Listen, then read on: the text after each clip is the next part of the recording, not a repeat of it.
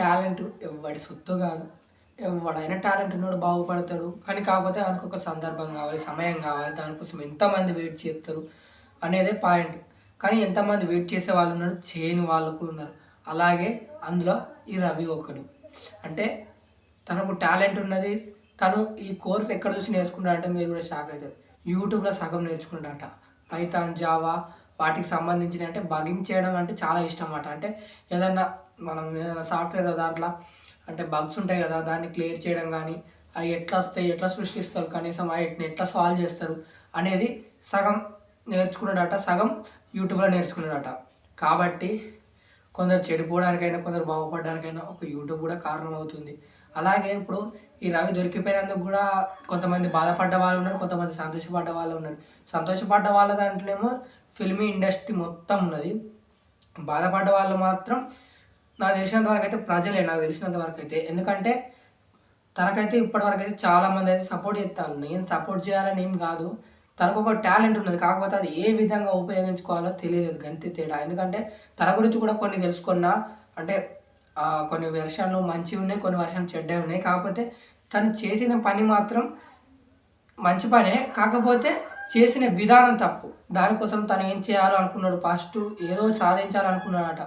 కాకపోతే చివరికి చూసావా సమయం కూడా ఎలా ఆడిస్తుందో. అప్పుడు డబ్బు కోసం, డబ్బు లేక తను సాఫ్ట్వేర్ అవ్వాలనుకున్న, ఏదో అనుకున్నాడో, సంథింగ్ ఏదో అనుకున్నాడు అని తెలిసింది. కానీ ప్రాపర్ అయితే బయటికి తెలియలేదు. అయితే దానికోసం కష్టపడడానికి తనకంటూ ఎవ్వరు కనీసం ప్రోత్సహించిన వాళ్ళు కూడా లేరట. దానివల్ల తను ఒక హ్యాకర్ అయ్యి ఇప్పుడు తన దగ్గర కొన్ని వేల సినిమాలు ఉన్నాయి. అంటే తన దగ్గర 21,000 సినిమాలు ఉన్నాయట.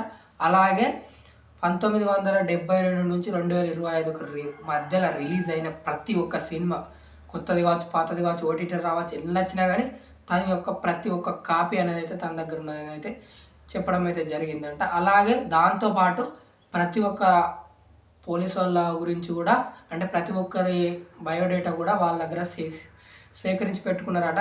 తను ఒక్కడే కాదట, తనతో పాటు ఒక పెద్ద గ్యాంగే ఉందంట. కానీ ఆ గ్యాంగ్లో ఇతను ఒక పర్సన్ మాత్రమే, ఇంకా కొంతమంది అలా ఉన్నారట. కాబట్టి మీరు కూడా సోషల్ మీడియా వాడేవాళ్ళు చాలామంది ఉన్నారు, సపోర్ట్ చేస్తున్నారని అది ఇదేం కాదు. కాకపోతే మనం చేసే విధానం కరెక్టే ఉండొచ్చు, కాకపోతే చేసే పద్ధతి తప్పు. కాబట్టి ఎందుకో చెప్తానండి. ఎందుకంటే ఇప్పుడు వాళ్ళ తరపున నుంచి, ప్రజల తరపు నుంచి చూసుకుంటేనేమో రవి చేసింది కరెక్టు.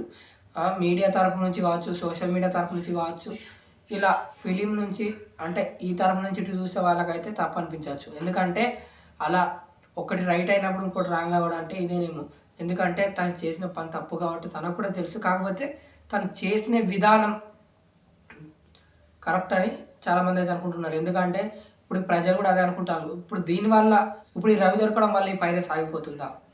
నాకు తెలిసినంత వరకు అయితే ఆగిపోదు. ఎందుకంటే ఏ విధంగా దీన్ని ఇప్పుడు ఈ రవి కాకపోతే ఇంకోలు కాకపోతే ఇంకోలు ఖచ్చితంగా అయితే ఎవరో ఒకరైతే ఒట్టుకొస్తారు. కాబట్టి ఖచ్చితంగా దీన్ని తొలగించాలంటే ఖచ్చితంగా ఫిలిం ఇండస్ట్రీలో కూడా మనకైతే ఖచ్చితంగా ఇప్పుడు సినిమాలు అయితే ఒక్కోటి నుంచి 50 కోట్లట. చాలామంది అసలు ఆ పైసలు ఎక్కడికి వెళ్ళొస్తాను, ఎట్లా పెట్టుబడి పెడతాను అంతగానం వాళ్ళని నమ్మి. ఇలాంటి వాళ్ళు పుట్టుకురావడానికి కారణం ఏంటంటే ఇక్కడనే బడ్జెట్ కానీ పుడుతుంది. ఎందుకంటే బడ్జెట్ తగ్గించడం, ప్రతి సినిమాకు బడ్జెట్ అనేది చాలా ఎక్కువ అయిపోతుంది. బడ్జెట్లు సినిమాలు తగ్గించుకుంటూ అంటే సినిమాలని తగ్గించకండి, అందులో కంటెంట్ మంచిగా ఉండాలి. కంటెంట్ మంచిగా ఉంటుంటే అందరూ వస్తారని సినిమాకి వస్తారని గ్యారంటీ కాదు. వాళ్ళు తీసిన బడ్జెట్ లోపు అంటే ప్రతి ఒక్క సామాన్యుడు చూడగలిగే విధంగా థియేటర్లో టికెట్ రేట్లు ఉన్నంత వరకు, టికెట్ రేట్లు తగ్గనంత వరకు అయితే ఇది అంతమైపోయే అవకాశం అయితే లేదు నాకు తెలిసినంత వరకు. నేను కూడా అంతం కావాలని కోరుకుంటా. కాకపోతే వీళ్ళు టికెట్ రేట్లు ఎట్లా తగ్గించారు, వాళ్ళ రెమ్యునరేషన్ ఎట్లా తగ్గించారు. కాబట్టి ఇదంతా జరగని పంచాయతీ. మనం జరిగే పంచాయతీ ఏంటంటే ఇది మంచి పని చెడ్డ పని నాకు తెలియదు, కానీ ఎవరు చేసినా వాళ్ళని అయితే పట్టుకుపోవడం మాత్రం కన్ఫర్మ్.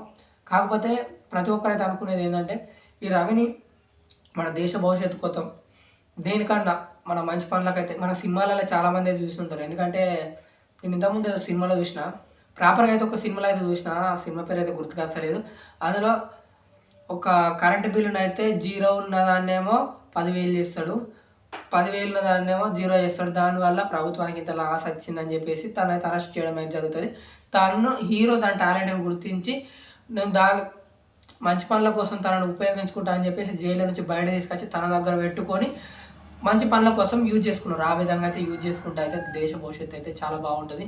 ఆ విధంగా తనకు చాలా ఏజ్ ఉంది, చాలా ఎంగేజ్లోనే ఇంత కష్టపడి ఇన్ని హ్యాకర్స్ చేసిందంటే, ఇంతమంది హ్యాక్ చేసిందంటే, ఇంత మంచి టాలెంట్ ఉంది. కాకపోతే అది రాంగ్ వేలో ఉపయోగించుకుంటాను. అది గవర్నమెంట్ కూడా గుర్తించి కొంచెం మనకు దేశ భవిష్యత్తు కోసం అయితే ఉపయోగపడంగా మార్చుకుంటే బాగుంటుందని అయితే నాకు ఉద్దేశం. ఇక ప్రజల విషయానికి వస్తే మాత్రం అరెస్ట్ చేసినందుకు రవిని చాలామంది అయితే పోలీసులు అయితే తప్పంటారు. ఎందుకంటే ఇప్పుడు వీళ్ళు ఇలా రేట్లు పెంచుకోవడం పోవడం వల్ల వీళ్ళు ఇలాంటి వాళ్ళు తయారవుతారు. అది కూడా వాస్తవమే. కాబట్టి మనం కూడా దేశ భవిష్యత్తును అయితే దృష్టిలో పెట్టుకొని ఇలాంటి వాళ్ళను ఎంకరేజ్ చేయాలి. ఏ విధంగా చేయాలంటే తప్పుడు మార్గాన్ని వైపు కాదు, మంచి మార్గం వైపు మనమే నడిపించాలంటే ఇప్పుడు నాకు తెలిసినంత వరకు అయితే గాంధీ గారు అంటే జైలు నుండి చదువుకొని ఇలా అయిందని చాలామంది అయితే కథలలో పుస్తకాలలో మనం చూసే ఉంటాం. ఎందుకంటే ఇంత ఓల్డ్ చెప్తానమాట నీకు నచ్చదు అంటారు. కాబట్టి అలాగా తినడం ఒక ఇన్స్పిరేషన్గా తీసుకొని మంచి వైపు తీసుకురావాలని అయితే నా యొక్క ఉద్దేశం. మరి తీసుకురావాలని మాత్రం ఆ పోలీసులు ఇష్టం.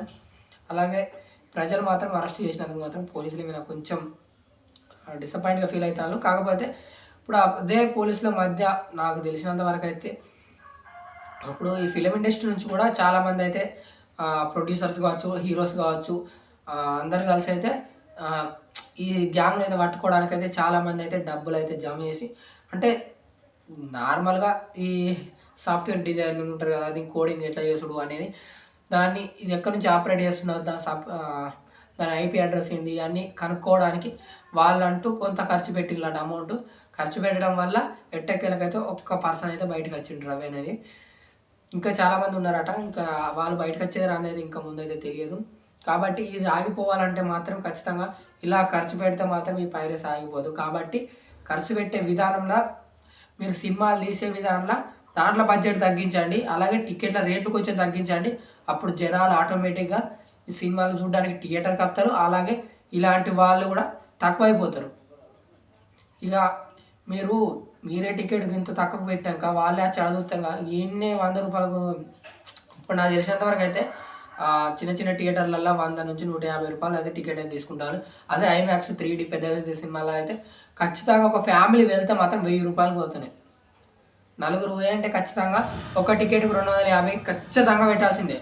ఐమాక్స్ కానీ పెద్ద థియేటర్లో పోతే ఖచ్చితంగా పెట్టాల్సిందే. కాబట్టి అంత రేటు మేము పెట్టలేము అని అనుకునే వాళ్ళు ఉన్నారు. కాబట్టే ఇలాంటి వాళ్ళు పుట్టుకొస్తాను. ఇలాంటి వాళ్ళు పుట్టుకురావద్దంటే ఖచ్చితంగా ఎక్కడో మార్పు కాదు, ఇక్కడనే మార్పు రావాలి. ఫస్ట్ ఈ సినిమాలు తీసే దాంట్లో బడ్జెట్ తగ్గించడం, రెమ్యునేషన్ తగ్గించడం, టికెట్ల రేట్లు తగ్గించడం చేయడం మాత్రం జరిగితే మాత్రమే ఇలాంటివి తగ్గుతుంది. లేకపోతే ఇది ఎప్పటికీ తగ్గదు. నాకు తెలిసినంత వరకు నేను వాళ్ళకి సపోర్ట్ చేస్తానని ఏం కాదు, వీళ్ళు కూడా మార్చుకోవాలని చెప్పేసి తీసుకొస్తున్నాను వీడియో. నాకు తెలిసినంత వరకు నన్ను కూడా సపోర్ట్ చేయకపోతే ఏం కాదు. అక్కడ చేయనంత మాత్రాన్ని ఇక్కడ సమాజం ఏం మారిపోదు. కాబట్టి ఫస్ట్ మనలో రావాలి మార్పు. మనలో మార్పు వచ్చినప్పుడే పక్కవాడు మారుతాడు. మనం మారకుండా పక్కవాడు మారమంటే ఎక్కడ మారడు. కాబట్టి ఖచ్చితంగా అయితే నేనైతే ఇదే విషయం చెప్పాలనుకున్నాను. అందుకే ఈ వీడియో తీసుకొచ్చిన. మీకు నచ్చితే లైక్ చేసి, నచ్చకపోతే డిస్లైక్ చేసి, ఎందుకు నచ్చలేదో కామెంట్ రూపంలో తెలియజేయండి. ఖచ్చితంగా ఇలాంటి వీడియోలు అయితే నేను తీసుకురావాలనుకోను. కాకపోతే తినలో ఒక టాలెంట్ ఉన్నది, తను మన మంచి వైపు మనం నడుపుకోవాలని చెప్పేసి ఇలాంటి వాళ్ళు కూడా ఉంటారు. ఎందుకంటే ట్రై చేసి ఇక నా వల్ల కాదు, ఈ జోనర్ పోతే నేను సక్సెస్ కాలేను, ఇది రాంగ్ రూట్ అయినా పర్లేదు అని పోయే వాళ్ళు ఎక్కువ మంది ఉంటారు. కాబట్టి అలాంటి రూట్లు వెళ్ళొద్దనే కొంచెం లేట్ అయినా పర్లేదు, కొంచెం టైం ఇన్వెస్ట్ చేసి లేట్ అయినా పర్లేదు, నాకు వేజ్ అయిపోతుంది అది అయిపోతుంది అని అనుకుంటుంటారు. మీరు ప్రాపర్గా కరెక్ట్ వే అయితే మాత్రం ఎంత లేట్ అయినా కానీ మీకంటూ ఈ స్థాయి నుంచి ఈ స్థాయికి వెళ్తే ఖచ్చితంగా ఎదుగుతారు. ఎదగాలంటే మాత్రం ఖచ్చితంగా ఓపిక కావాలి. ఇలా తక్కువతో వాళ్ళు దొక్కద్దని చెప్పేసి వీడియో తీసుకురావడం అయితే జరిగింది. Thank you for watching. జై హింద్.